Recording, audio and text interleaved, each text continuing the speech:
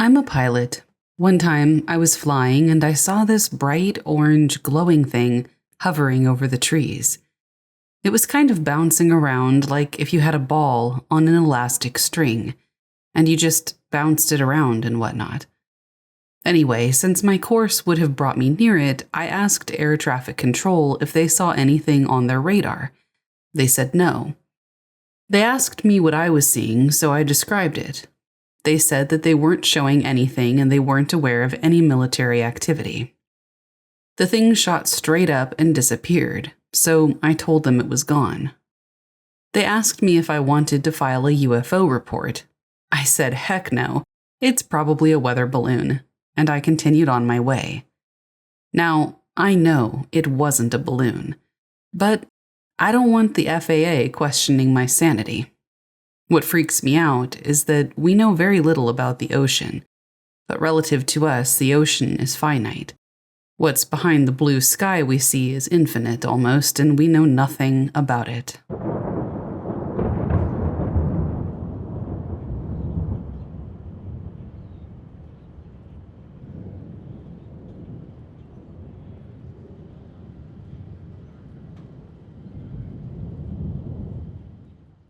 The Forest That Never Ends by Bella R. I've always been the kind of person who enjoys a good hike. The kind where you can lose yourself in nature, get some fresh air, maybe snap a few pictures and just clear your mind. So when I found myself with a free weekend, I decided to go out and do what I do best, spend some time in the woods. I drove about an hour outside of town, hoping to find a trail I hadn't been on before. I had a map with me, though I wasn't really planning on using it too much. I figured I would just follow the path, enjoy the scenery, and let my mind wander. That was the plan, anyway. The hike started off like any other. The air was crisp, the sun was out, and the forest was thick with trees, mostly pines and oaks. The trail was well marked, and everything felt pretty normal. I was feeling good, and I even came across a couple of other hikers, all friendly, nothing out of the ordinary. It was a peaceful day. But as I kept going, I started to notice something weird. The farther I went, the more it felt like the trees were closing in around me. At first, I thought I was just being dramatic. It wasn't like the trees were actually crowding me, right? But something about the way the light filtered through the leaves, the way everything just was, felt off. It's hard to explain. The shadows seemed darker, and the air had this heavy, almost suffocating quality to it. I brushed it off, though. Maybe I was just tired. I had been hiking for a few hours by that point. Around the 4-hour mark, I came across a fork in the trail. There was a small sign that didn't really offer any direction, but I figured I would explore it and see where the other path led. The thing is, when I turned down that path, something changed. I can't really put my finger on it or put it into words. Maybe it was the way the trees seemed to arch over the trail, or how the forest suddenly felt silent, like unnervingly silent. But I kept going, thinking maybe I was just being paranoid. The weirdness really kicked in after another hour or so. I'd been hiking for a while, but when I checked my watch, I realized that the time had passed a lot faster than it should have. I mean, I didn't stop for breaks or anything, but I'd been on the trail for well over 5 hours, and the sun was still high in the sky. It didn't make any sense. There was no way I'd been walking for that long without it getting at least a little darker. I stopped and took a few deep breaths. Okay, maybe I had lost track of time. It happens sometimes when you're just wandering, right? But as I looked around, I realized something else was off. I hadn't seen any other hikers in a while. Not that it's unusual to be alone in the woods, but it felt wrong somehow, like I had entered some kind of weird limbo where the rest of the world just didn't exist. At that point, I figured I should probably turn back. I didn't know if I was going in circles or if I was just getting paranoid, but it seemed like a good idea to retrace my steps. I turned around and started back the way I'd come, hoping to find the original trail again. But no matter which direction I walked in, the forest kept stretching out in front of me, like it never ended. There were no familiar landmarks, no sign of the fork I had passed earlier, and no clear path. It felt like I was walking in a straight line for ages. But the scenery just kept changing in ways that didn't make any sense. Every tree looked the same. Every rock, every bush, every trail marker. I could swear I'd passed the same spot 2 or 3 times. But when I looked at my watch, it didn't match up with how much time had passed.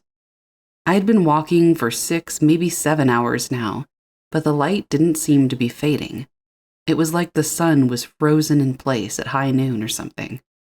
The whole thing was starting to feel too bizarre for comfort. I pulled out my phone to check the map, but there was no service. I wasn't even getting a GPS signal, just the little loading circle spinning endlessly on the screen. At this point, I was getting genuinely freaked out. I had no idea where I was anymore. After another hour of walking in circles, literally, I sat down on a large rock, trying to calm myself down. My head was starting to ache and my legs were sore, but the idea of just sitting there and doing nothing felt worse. So I stood up and started walking again, hoping that this time I'd find a way out. I'm not sure how long it was before I noticed something else strange.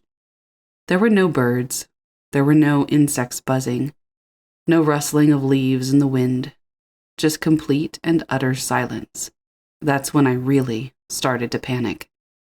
I don't know what came over me, but I had this overwhelming sense that something was wrong. Like something was watching me. I could feel it in my bones. I started walking faster, my breath coming in short gasps, but no matter how fast I walked, nothing changed. The trees were the same. The path was the same. The silence was still suffocating. And then, just as I was about to give up and collapse on the ground, I saw it. A small clearing. It was almost like a spotlight in the middle of the woods. It was the first break in the trees I'd seen in hours. I couldn't believe it.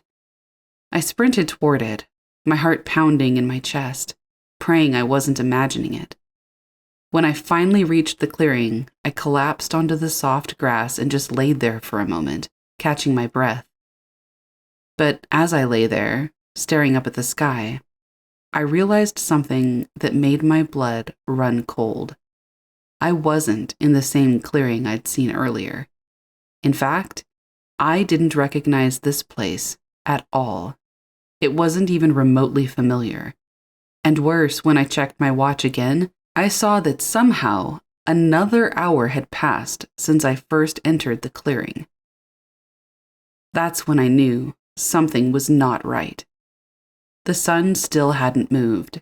It was still stuck, like I was in some kind of time loop, trapped in a forest that never ended.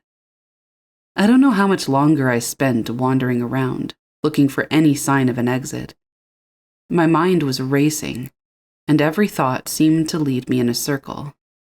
Eventually, I just stopped trying to make sense of it all and sat down against a tree, hoping that whatever strange thing was happening would stop if I just gave it time. But it didn't. The forest just kept going on that way. Eventually, I found myself sitting there too exhausted to keep walking. I don't know how long I stayed there, but at some point, I must have fallen asleep. When I woke up, the light was finally starting to fade. I didn't know if it was morning or evening or if I was still stuck in some eternal loop. All I knew was that I had to get out. I don't know how long it took exactly, but eventually I stumbled upon a trail I did recognize. A few more hours of walking, and I found myself mercifully back at the parking lot, drenched in sweat and shaking. It was dark by the time I got to my car, and I didn't even care about how I looked. I just wanted to leave. My phone finally started working, and that's when things got even stranger. Apparently, I had been out there not on a day hike, but for 3 days. My phone was littered with messages from people asking if I was okay, saying they were going to send searchers out. 3 days. I just wanted to get out of there. To this day, I can't explain what happened. Was it a strange set of circumstances? Was it just exhaustion messing with my brain? Was it a time glitch or a time loop? Or was there something else in that forest? Something that played with time and space? I don't know, but I can tell you this. I haven't set foot in those woods again, and I don't plan on it.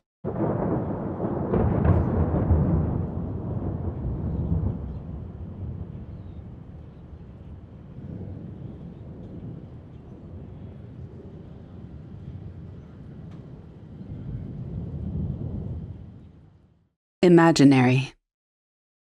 This whole thing started when my 7-year-old niece, Lily, came to stay with me for the summer. I'd rarely gotten to spend a lot of time with her, so I was really excited to create a bonding experience. I've always been into the outdoors, and she loves being outside, so naturally, I figured a camping trip would be a great way to get to know her better, create some great memories, and just have an awesome time. Plus, kids are so connected these days with devices and whatnot, and let's face it, so are we adults, that I thought getting away for a while could do us both good. I had no idea, though, just how away things were about to get. We packed up my old Subaru and headed out to Glacier National Park. It's a place I've been to dozens of times, but seeing Lily's eyes light up as we drove past those snow-capped peaks made it feel brand new. The first couple of days were pretty standard camping fare. We hiked, we roasted marshmallows, and I taught Lily how to skip stones across the lake. She was having a blast, but I noticed she kept talking to someone who wasn't there. She called it Whisper. "Hey, Lily, who's Whisper?" I asked her one evening as we sat by the campfire. Lily looked up from her hot dog, her face serious. "He's my friend. He lives in the woods." I nodded, playing along. "Oh yeah? What's he like?" "Oh, he's tall and his skin looks like tree bark. He doesn't talk much, but he's really nice." I chuckled. Kids and their imaginations, right? On the third day, we decided to hike up to a waterfall that I knew all about. It was a bit of a trek, but I figured Lily could handle it.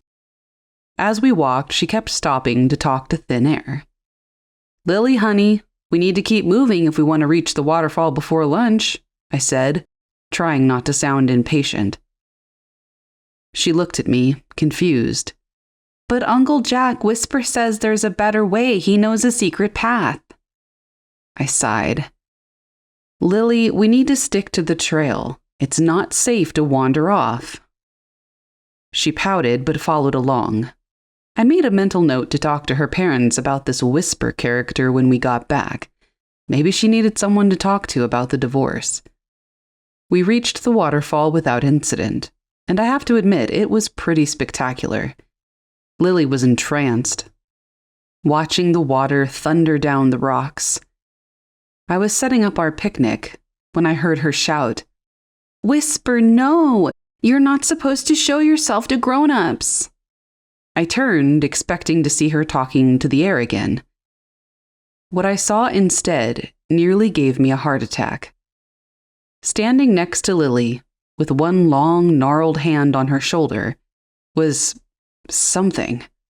It was tall, easily 7 feet, with limbs like tree branches and skin that looked like rough bark. Its face, if you could call it that, was a hollow in the trunk with 2 glowing points of light for eyes. I froze. Lily looked from the creature to me, her face a mix of excitement and worry. "Uncle Jack, this is Whisper. I told him not to come out, but he wanted to meet you." My mind was reeling. this couldn't be real. I was hallucinating or dreaming or something. But as I watched, the creature, Whisper, moved. It was fluid, like a tree swaying in the wind, but unmistakably deliberate. I found my voice, though it came out as a croak. "Lily, come here. Right now." She frowned. "It's okay, Uncle Jack. Whisper's my friend. He won't hurt us." The creature tilted its head, those pinpricks of light focusing in on me. Then, slowly, it raised its free hand in what I realized was a wave. I didn't know whether to wave back, run, or faint. I compromised by taking a shaky step forward. "Lily, please come here."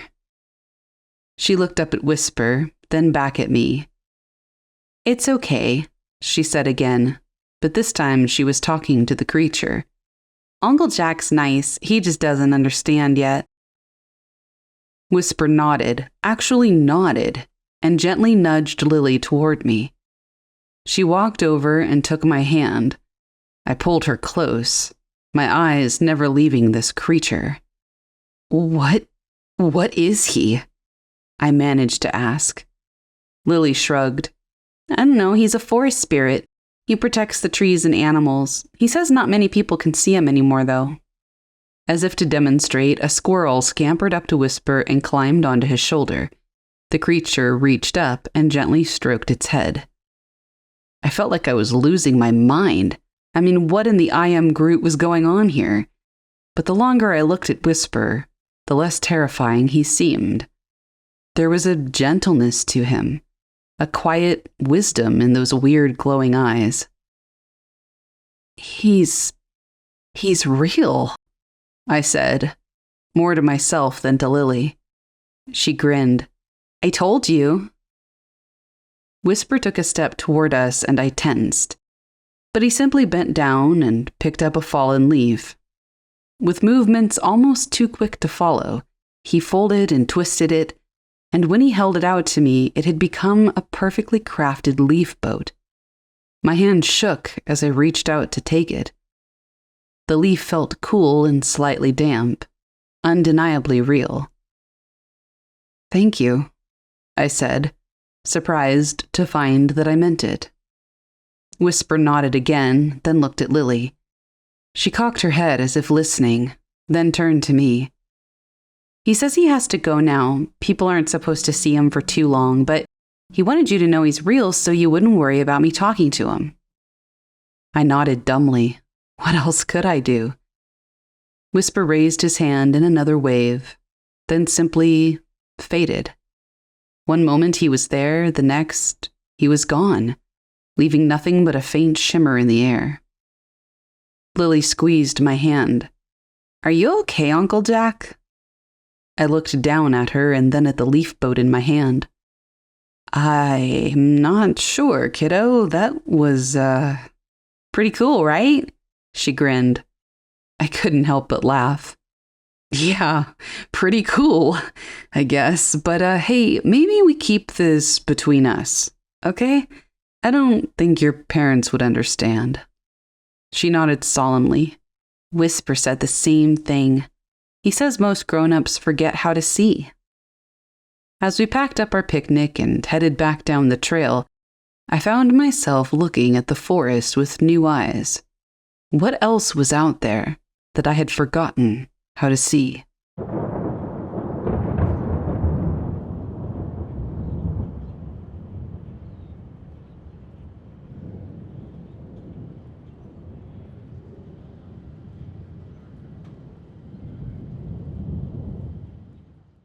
I was at my daughter's house one year. She and her husband were given his deceased uncle's house, and she and my granddaughters and I had gone to the store.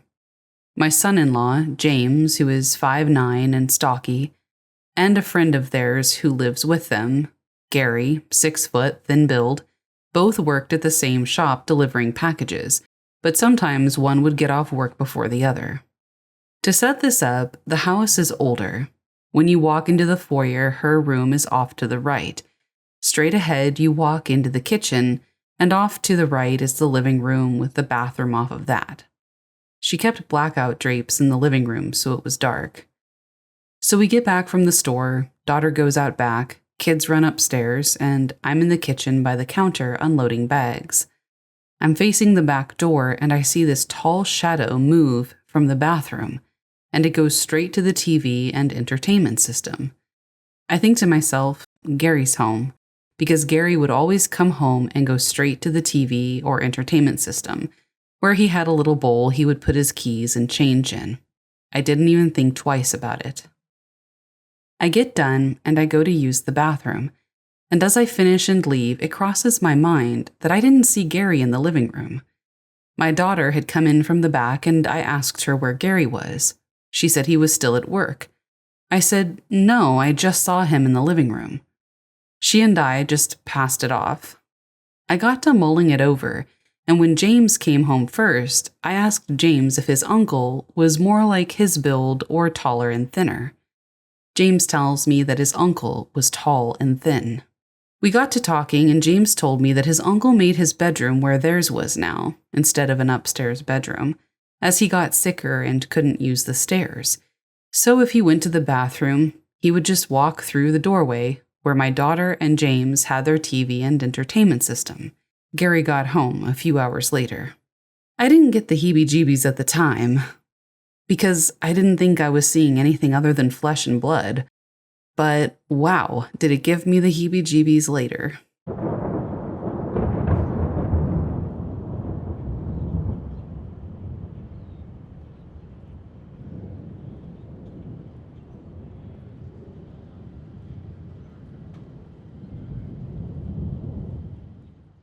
About a year ago, I was at my dad's house taking care of the dog for the week.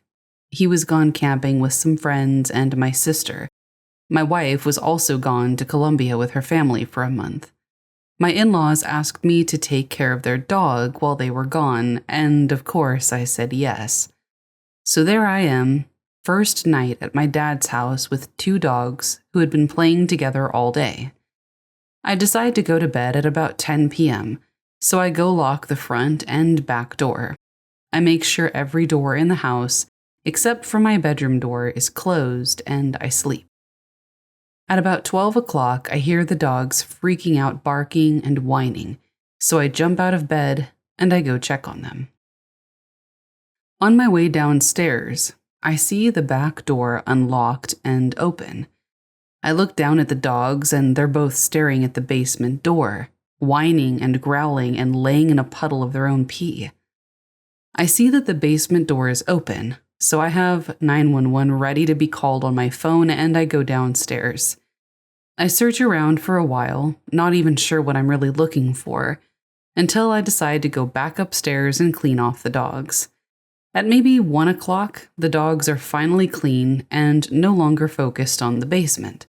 So I make sure the basement door is latched and I go back upstairs, after making sure the back door is locked as well. At about 2 a.m., I once again hear the dogs barking and freaking out, so I run downstairs. Once again, I see the back door wide open, and so is the basement door. But this time, both dogs are staring out the window looking into the backyard. So this time, I don't bother going downstairs. I just close the door. I run to the back door and I close it and lock it as hard and as fast as I can. I went upstairs and I didn't sleep for the rest of the night. Both dogs slept on the bed with me, though. After about a week, my dad gets home, and I ask him if we can watch his home cameras for that first night I was there. I had to wait for him to get home because I had no clue how it worked. And as we're watching, I'm just looking to see if anything or anyone ever went near the house during the night. Oddly enough, there was nothing.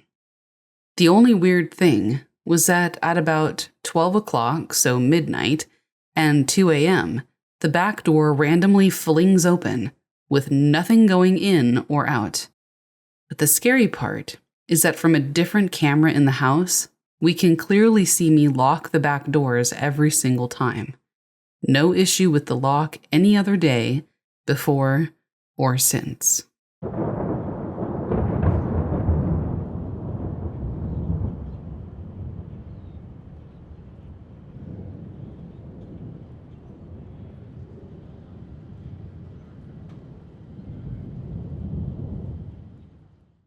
The 3:17 a.m. Visitor by Jamie L. It started about 3 weeks ago. I had just moved into this old brownstone in the heart of the city. It's a beautiful place, all hardwood floors and high ceilings, with large windows that let in plenty of natural light during the day. At night, though, it's a different story. The shadows seem to stretch and twist in ways that play tricks on your eyes, and the old pipes groan and creak as the building settles. I didn't mind any of that at first. In fact, I found it kind of charming. But then, the footsteps started. The first time it happened, I jolted awake in the middle of the night, my heart pounding. I could have sworn I heard someone walking down the hallway outside my bedroom. The floorboards creaked rhythmically, the sound growing closer and closer to my door. I lay there, frozen in fear, straining my ears to catch any other sound. But as suddenly as they had started, the footsteps stopped. I waited for what felt like hours, barely daring to breathe, but nothing else happened. When morning came, I convinced myself that it had just been a particularly vivid dream. I went about my day as usual, the incident all but forgotten by the time I went to bed that night. But then it happened again, and again, and again. Every single night, without fail, I would wake up to the sound of those footsteps, always at exactly 3:17 a.m., always starting out at the far end of the hallway and moving toward my bedroom door, always stopping just outside. I tried to rationalize it. Maybe it was just the building settling, or a neighbor with unusual sleep patterns. But the regularity of it, the precise timing, it was uncanny. I started setting up my phone to record audio while I slept, hoping to catch something concrete. But every morning when I checked the recordings, there was nothing. Just hours of silence. Not even the ambient noise you would expect in an old building. I talked to my neighbors, casually asking if they had noticed any strange noises at night. They all said no, looking at me with a mixture of concern and suspicion. I started to wonder if I was losing my mind. One night, about a week into this bizarre routine, I decided that I had had enough. I was going to confront whatever was out there. I lay awake in bed, watching the minutes tick by on my phone. As 3:17 a.m. approached, I felt my whole body tense up. Right on cue, the footsteps began. I took a deep breath, steeling myself, and then I threw open my bedroom door. The hallway was empty, but the footsteps continued, growing louder as if whatever was making them was walking right through me. I felt a chill run down my spine. The air around me was suddenly cold enough to make my breath visible. And then, just as quickly as it had started, it stopped. The hallway was silent and still once more.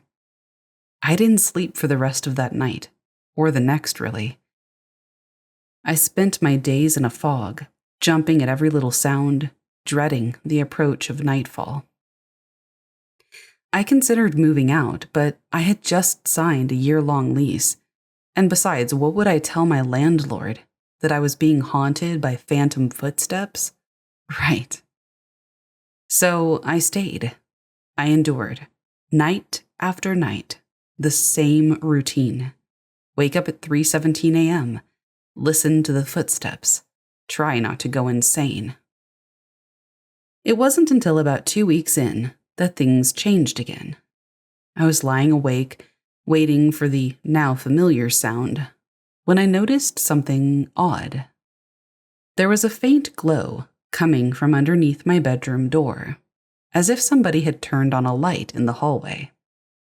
I got up, moving as quietly as I could, and pressed my ear against the door. The footsteps started right on schedule, but this time I could hear something else too. A soft, rhythmic sound, almost like breathing.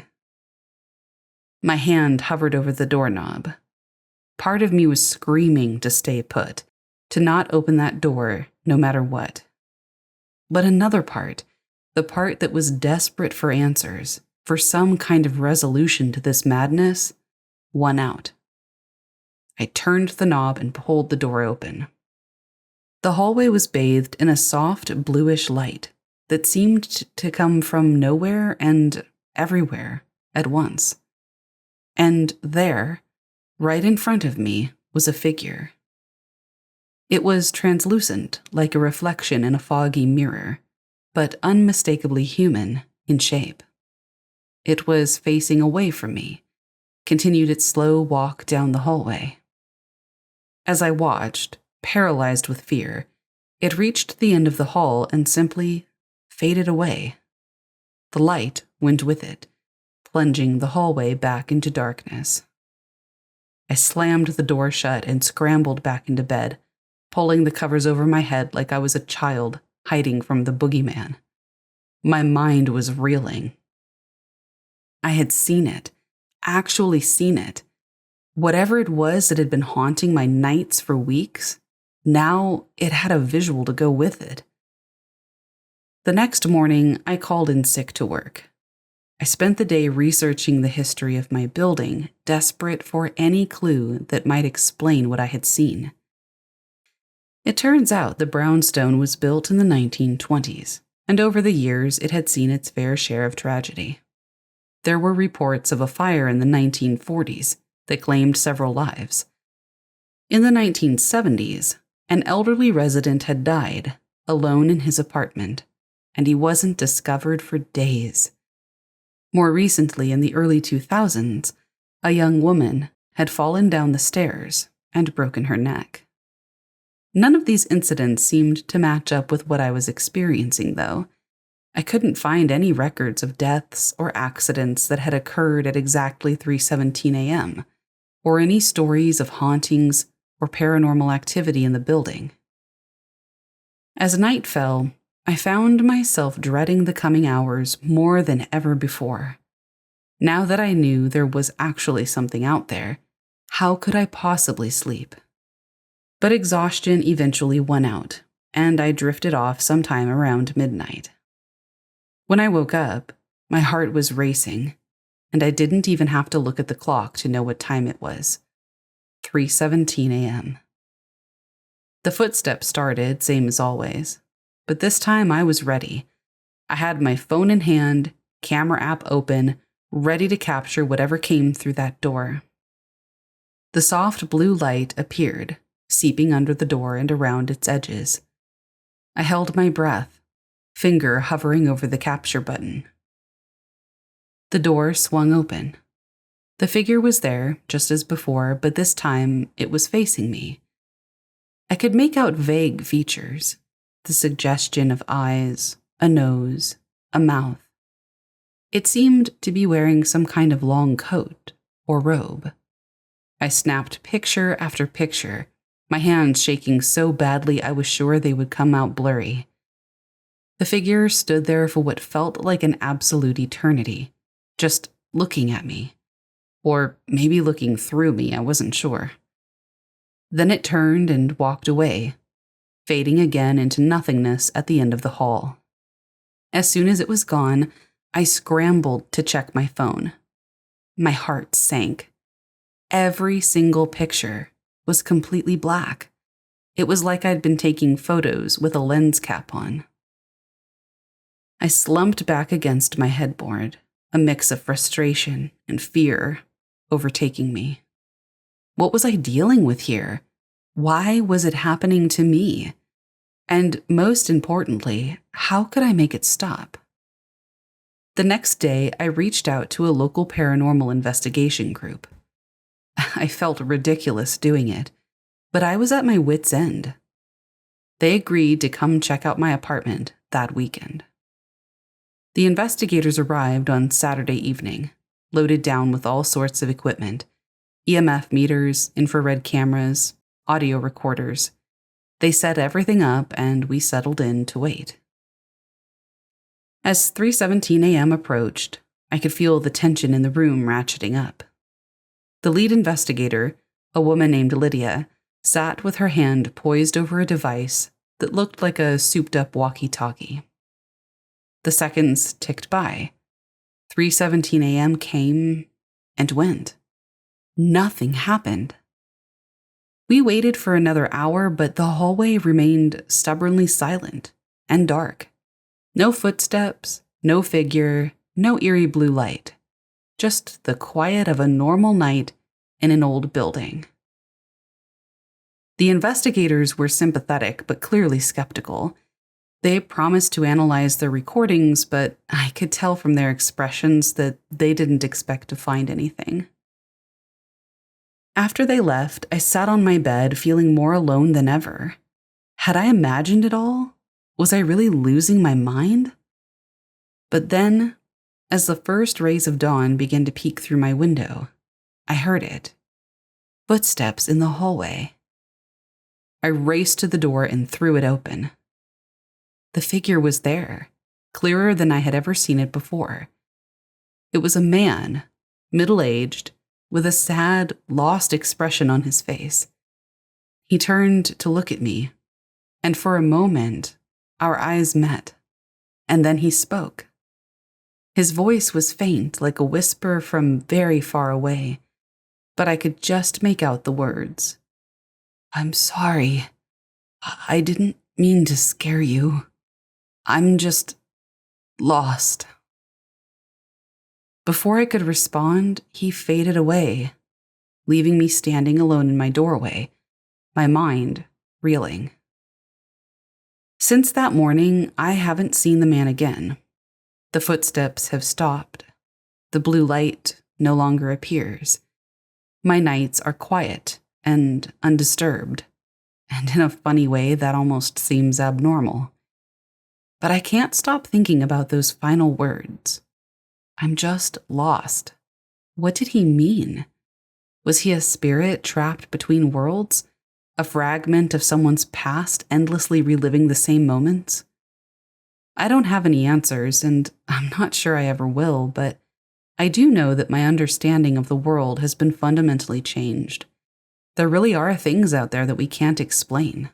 Things way beyond our comprehension. Sometimes, in the quiet hours of the night, I find myself lying awake, listening. Not out of fear anymore, but out of a strange sort of hope. Hope that maybe, just maybe, I'll hear those footsteps again. Because now I know, whatever or whoever is out there, they're not trying to harm me. They're just looking for a way home.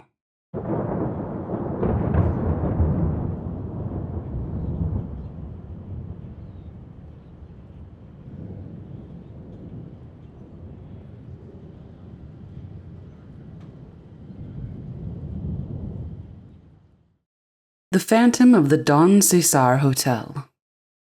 My stay at the Don Cesar Hotel in St. Pete Beach was meant to be a luxurious escape.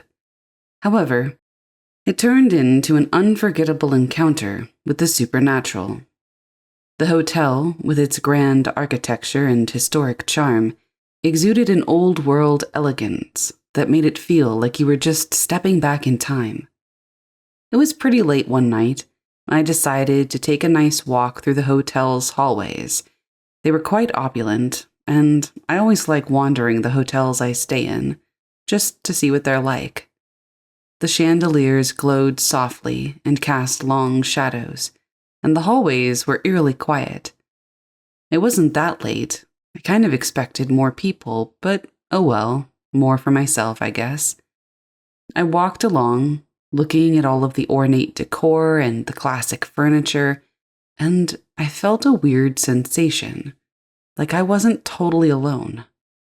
That's when I saw a figure at the end of the hallway. At first glance, it seemed to be a man who was dressed in kind of a vintage suit. His attire reminded me of the early 20th century. He just stood there, gazing off into the distance. He seemed a little bit melancholic. His appearance was somewhat translucent, and he seemed to fade in and out of view. I froze. I couldn't tear myself away.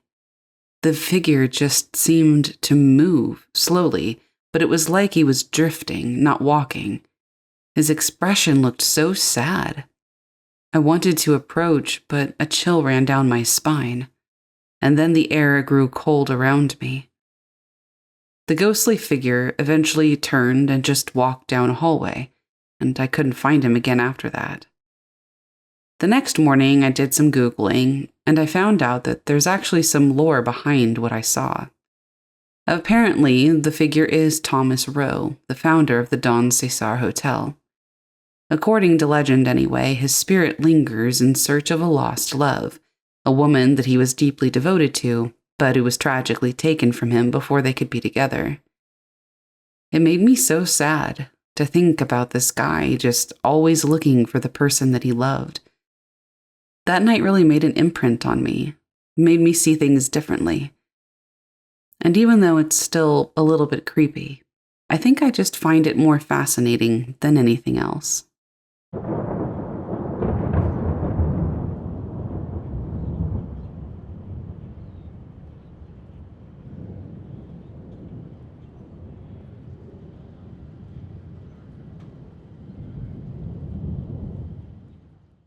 The Phantom Campfire by Jeremy L. I'll start by saying that I am not somebody who scares easily. I have camped all over the place, mountains, forests, deserts, and I've always found a sense of peace in nature. The kind of peace you just can't find in a city, you know? So when I had the chance to take a weekend trip alone into a remote part of the forest near my hometown, I jumped at the opportunity. I packed my gear, made sure to bring plenty of food and water, and set off early on a Friday afternoon, eager for some time away from the noise of everyday life. The spot I'd picked out was a bit off the beaten path, so there weren't going to be any other campers around. I was fine with that. The more isolated, the better. I hiked about 4 miles in before I found the perfect clearing to set up my tent. I made camp, started a small fire, and settled in for the night. There's something about the sound of a crackling fire in the woods, the smell of wood smoke hanging in the air, and the quiet of it all that's really calming. After a couple of hours, the fire had burned down a bit, and I found myself just sitting there, watching the flames flicker, feeling more relaxed than I had in a long time. That's when I noticed something strange. Off in the distance, maybe 50 or 60 yards away, I saw the faint glow of another campfire. At first I thought I was just imagining things. Maybe it was just the reflection of my own fire playing tricks on my eyes. But as I squinted, I realized it wasn't an illusion. There was definitely a campfire, flickering in the distance with no one around it. Now, normally, I would just brush something like this off. I mean, other people do camp. I figured maybe it was another hiker or camper setting up, and their fire was just in a spot I couldn't see from my campsite. But something about it felt wrong. The fire was too far away to hear any sounds, but it wasn't far enough for someone to be setting up a campfire and not have any other signs of life. No voices, no movements, nothing. I stood up and grabbed my flashlight, thinking I might head over and say hello. The thought of meeting fellow campers didn't bother me at all, but the way the fire flickered in the distance gave me a strange sense of unease that I still can't explain. Still, curiosity got the better of me, so I grabbed my stuff and walked toward the fire. As I got closer, I began to feel more and more unsettled. The closer I got, the more intense the glow of the fire seemed, but it wasn't making any noise. The woods around me were deathly silent, and I noticed that the air felt a little colder. I couldn't explain it, but it was like the temperature had dropped a few degrees in just a matter of minutes. The trees loomed over me, and the shadows seemed weird, like they didn't quite match the trees overhead. I brushed it off and kept going. I was almost at the fire, when suddenly, it just disappeared. Just like that. And I don't mean it went out. I mean, 1 second it was there, and the next the whole campfire was gone. No reason. It just stopped. I froze, staring at the empty space where the fire had been. My mind was racing, trying to come up with a rational explanation for what this was. Was there someone else here? Was it some kind of elaborate prank? Someone who saw me coming and snuffed out the fire? But no, I was almost on top of it when it went out and then disappeared, like even the stuff to make the fire was gone. But still, what in the world was going on? I took a few more steps toward the spot, now only illuminated by my flashlight, which wasn't much help. The area around the fire was completely empty. No tent, no gear, no nothing. Just bare ground and some grass. It looked like no one had been there at all in a very long time. I scanned the area, trying to make sense of what had just happened, but it felt like the forest itself was pressing in on me. I know it's corny to say that the silence was suffocating, but it really was. You could almost reach out and touch how thick the atmosphere was. I called out a few times, thinking maybe somebody would answer me, but nothing. Not even a breeze. I turned to leave, thinking maybe I was just really tired or something. Maybe I had made the whole thing up in my head. Or maybe it was fireflies. I was really reaching for any explanation. But then, a soft noise, barely audible. It was a whisper that I could hardly hear, but it was clear enough for me to know the single word it spoke. My name. I whipped around, but there was no one there. Just the trees, the shadows, and that eerie, eerie silence. And then, Jeremy. I booked it back toward my campsite, my heart pounding in my chest, my instincts telling me to get out of there before I did something else stupid. I reached my tent, zipped it shut as fast as possible, and sat inside for the rest of the night, just listening to the quiet. Every once in a while, I'd peek out of the tent's little opening, hoping to see some sign of other campers, maybe a car pulling up, anything that would explain what I had just witnessed. But nothing. The forest was still and silent. I didn't sleep much that night, and when morning came, I packed up my gear in a hurry. I still couldn't shake the feeling that something had been watching me, even in the daylight. I wasn't even sure that I wanted to stay another night. I mean, I'd gone there for some peace and quiet, but that had turned into something quite the opposite. On my hike out, I was on high alert. I kept looking over my shoulder, half expecting to see someone or something standing there and watching me. But the woods seemed to be empty, and the only sound was the crunch of my boots on the forest floor. To this day, I don't really have an explanation for what I saw. I don't know if it was a person playing a prank, some weird natural phenomenon, or something else entirely. And you know something? I'm okay with not knowing.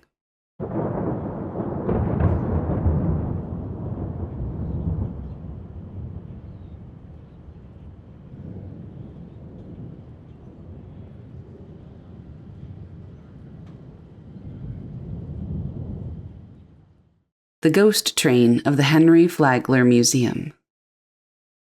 My shift as a night watchman at the Henry Flagler Museum in Palm Beach was supposed to be quiet. The occasional creak of the building, a rustling of leaves outside, that was supposed to be my only company. The museum was once a very opulent home of a railroad magnate, Henry Flagler. You might have guessed that part. The whole building, though, was really this grand testament to a bygone era, a love letter to days gone by, you might say. The nighttime silence there was serene, but it was also kind of eerie. Still, it was what I'd signed up for and what I expected. What I didn't expect was what happened that night. The night was deepening, and I settled into my normal routine. I patrolled the rooms and grand halls. The museum had a really elegant architecture about it and a pretty rich history, too. It was peaceful, but there was always kind of a strange anticipation in the air. Around midnight, though, I was jolted from my routine by a distant sound. I started to listen closely, trying to figure out what in the world it was. At first, I thought somebody had broken in, but then I realized it was the clanging of a train's wheels on tracks.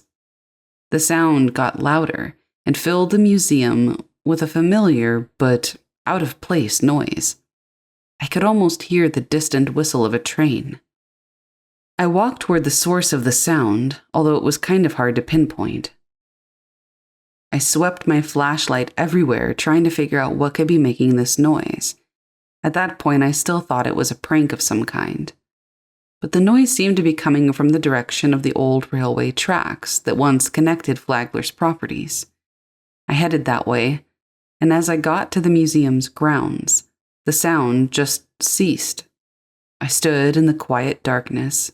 I listened, but the train sound had vanished as quickly as it had come. There was a really eerie calm that followed, which was almost as creepy as the noise itself. The whole thing was kind of fascinating, but it was also deeply unsettling. What in the world had happened? Apparently, there is a legend. It says that ghostly train sounds come and go there, and people think that it's the spirit of Henry himself, continuing to travel along the tracks he once championed. Apparently, it's just a lingering reminder that Flagler gives us all of his passion for railroads. I don't know, it seems a little hokey to me. Something is there, something out of the ordinary for sure. But whatever it is, I'm kind of grateful for the experience, even though the rest of that night shift was a little bit eerie.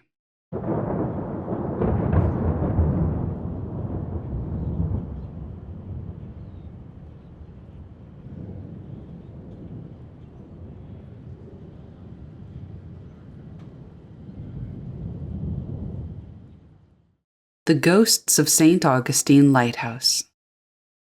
When I first set foot in the St. Augustine Lighthouse, I was captivated by its historic charm. It offered these sweeping panoramic views. The air was crisp, and I could smell the faint scent of the ocean mingled with salt. I headed up the winding staircase. I was excited to explore a piece of maritime history. As I got to the top and took in the view, I noticed something strange. I heard a soft, distant giggle that seemed to echo through the narrow space. I glanced around, expecting to see a child playing in the distance, but the lighthouse was eerily quiet. I shrugged it off as my imagination playing tricks on me. Descending the stairs, I suddenly saw shadowy figures darting around the spiral staircase. They were fleeting, barely more than wisps of darkness. My heart raced, and I felt a chill sweep through the otherwise warm air.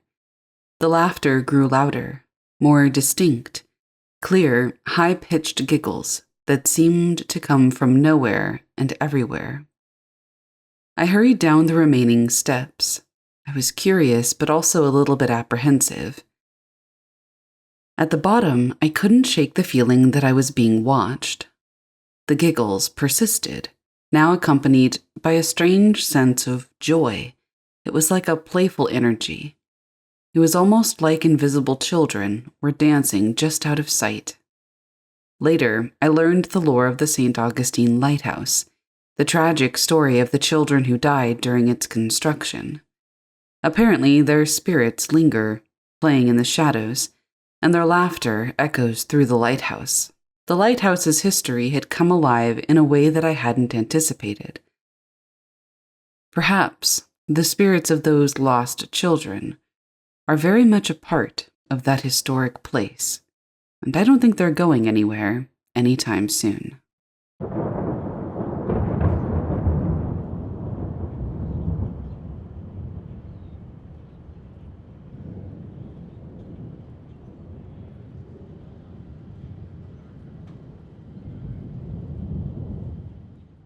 The Haunted Cuban Club.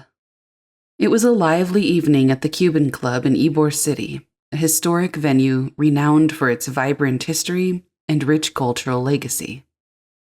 As an attendee at a gala event, I was excited to immerse myself in the lively atmosphere, with the sound of salsa music and the scent of Cuban cuisine filling the air. As the night progressed, I found myself drawn to the grand ballroom, where the ambience seemed to transport me back in time. The music was upbeat, but there was also something peculiar about it. The melodies, though familiar, had a strange quality, almost as if they were being played through a veil of time. I turned to my friend to comment on the unusual music, when I caught a glimpse of something out of the corner of my eye. In the dim light, shadowy figures flickered across the periphery of the ballroom. They weren't quite solid, but they moved with purpose and grace. The apparitions seemed to be engaged in a dance, their movements fluid and synchronized. The music grew louder, more enchanting, but also increasingly dissonant, as if different eras of the club's history were colliding in a haunting symphony. The figures, some dressed in vintage attire, others in flamboyant costumes, appeared to be enjoying the revelry, oblivious to the living guests. As I watched, transfixed, the apparitions occasionally paused to interact with the living, their translucent forms merging with the guests' movements.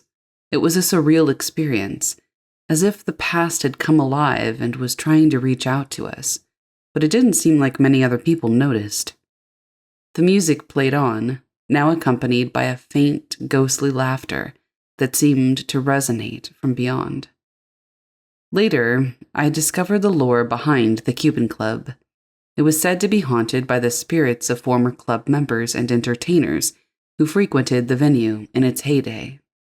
I guess they're still relishing their time in the spotlight, occasionally making their presence known during events.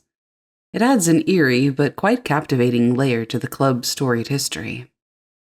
As I left that night, the ghostly music and the image of the dancing spirits stayed with me, and I think, in some way, they always will.